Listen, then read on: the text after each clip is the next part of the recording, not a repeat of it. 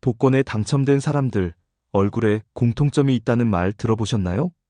단순한 미신이라고 넘기기엔 수천 년 역사를 가진 관상학이 말하는 근거가 꽤 구체적입니다. 오늘 이 영상을 클릭하셨다면 당신은 이미 자신의 얼굴에 숨겨진 운의 신호가 궁금한 사람입니다. 그런데 대부분의 사람들은 자신의 얼굴 어디에 재물운이 있는지, 어디가 막혀 있는지조차 모른 채 하루하루를 보내고 있죠. 지금부터 단 몇 분 안에 복권 당첨자들이 공통적으로 가진 얼굴의 비밀과 반드시 피해야 할 관상까지 한 번에 정리해 드리겠습니다. 그럼 지금부터 이 내용의 실체를 파헤쳐 보겠습니다. 관상학이 한반도에 처음 들어온 건 지금으로부터 무려 1400년 전 신라 선덕여왕 시절로 거슬러 올라갑니다. 당시 신라의 승려들이 달마상법이라는 체계를 터득해 사람의 얼굴을 보고 미래를 예측했다는 기록이 남아있는데요.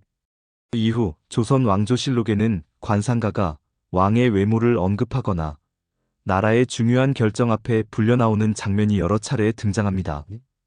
고려 말 한 승려는 이성계의 얼굴을 보고 장차 군왕이 될 상이라고 예언했고, 세조 시대에는 한명회가 재상이 될 것을 예언한 도승의 이야기도 유명하죠. 그 중에서도 가장 극적인 이야기는 조선의 관상가 박유봉의 일화입니다. 그는 자신의 관상을 스스로 분석해 애꾸눈이 되어야 출세의 길이 열린다는 결론에 이르렀고, 실제로 자신의 한쪽 눈을 찔러 그 예언을 실행에 옮겼습니다. 그리고 어느 날 한양을 걷다가 한 집 앞에서 강한 왕기를 느껴 문을 들여다봤는데 마당에서 제기를 차며 노는 어린 소년과 눈이 마주쳤습니다. 박유봉은 그 자리에서 무릎을 꿇었고 그 아이의 아버지인 흥선대원군에게 조용히 말했습니다. 이 아이는 반드시 임금이 될 상입니다. 때를 기다리며 몸을 조심하십시오. 대원군이 언제쯤 왕위에 오르겠냐고 묻자 그는 단호하게 4년 뒤입니다 라고 답했습니다.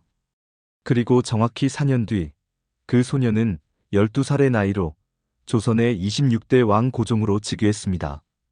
이 이야기가 놀라운 이유는 단순한 전설이 아니라 조선왕조실록에 근거한 역사적 기록이라는 점입니다.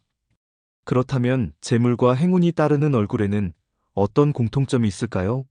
가장 먼저 봐야 할 곳은 바로 눈입니다. 관상학에서 눈은 얼굴 전체에서 가장 중요한 부위로 꼽히는데, 특히 사회에서 높은 자리에 오르거나 강한 권력을 쥐는 사람은 눈에서 먼저 그 기운이 보인다고 합니다. 그 중에서도 최고로 치는 눈이 바로 점칠란이라고 불리는 눈입니다. 새까맣고 영롱하게 빛이 나는 눈동자를 가진 사람을 말하는데요. 점칠란을 가진 사람은 강한 의지력과 깊은 열정을 가지고 있으며 언젠가는 반드시 부유해지는 운명을 타고났다고 관상학에서는 봅니다. 두 번째로 재물이 마르지 않는 얼굴의 비밀은 턱에 있습니다.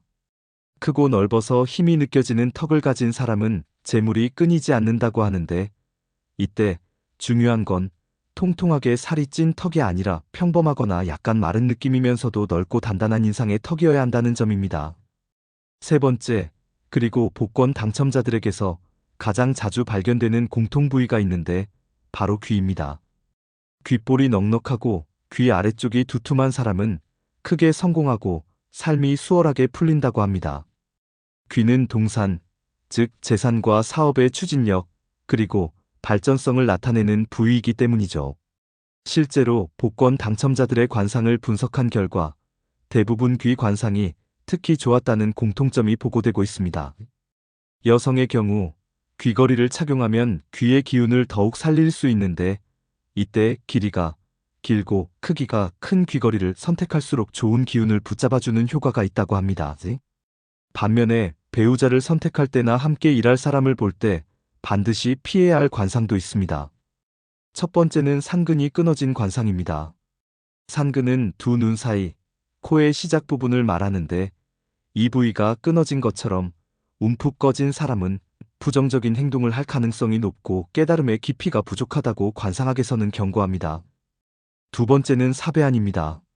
사배안이란 눈동자가 작아 눈의 사방으로 흰자위가 드러나는 눈을 말하는데, 앞에서 보면 눈동자가 위로 몰려 마치 노려보는 듯한 인상을 줍니다. 관상학에서 사배안은 무도한 성격을 나타낸다고 보며 현대에서는 흔히 공감 능력이 부족한 사람의 눈으로 언급되기도 합니다. 또한 코에 생긴 상처, 특히 코를 가로지르는 흉터는 가장 나쁜 징조로 꼽힙니다. 코는 재물과 직결된 부위이기 때문에 코의 흉터는 하던 일이 갑자기 중단되거나 재물이 막히는 신호로 해석됩니다. 간혹 코에 피어싱을 하는 경우가 있는데 이는 스스로 코에 상처를 내는 행위이므로 관상학적으로는 반드시 피해야 한다고 강조합니다. 사소한 생활 습관 하나가 얼굴을 바꾸고 얼굴이 바뀌면 운도 바뀝니다. 피로로 얼굴이 붓거나 과식으로 얼굴에 필요 이상의 살이 오르는 것도 운명의 흐름을 바꾸는 단서가 될 수 있다는 점을 기억하세요. 작은 습관을 바꾸는 것만으로도 얼굴이 달라지기 시작하고 더 나아가 베풀수록 얼굴에 복이 쌓여 좋은 운이 찾아온다는 것이 관상학의 오랜 가르침입니다. 물론 관상학의 모든 해석이 과학적으로 증명된 것은 아닙니다. 하지만 수천 년 동안 수많은 사람들의 삶을 관찰하며 쌓아온 지혜를 단순한 미신으로 치부하기에는 남겨진 이야기들이 너무도 구체적입니다. 당신의 얼굴은 지금 어떤 이야기를 하고 있을까요? 이 영상이 도움이 되셨다면 구독과 좋아요, 알림 설정 부탁드립니다.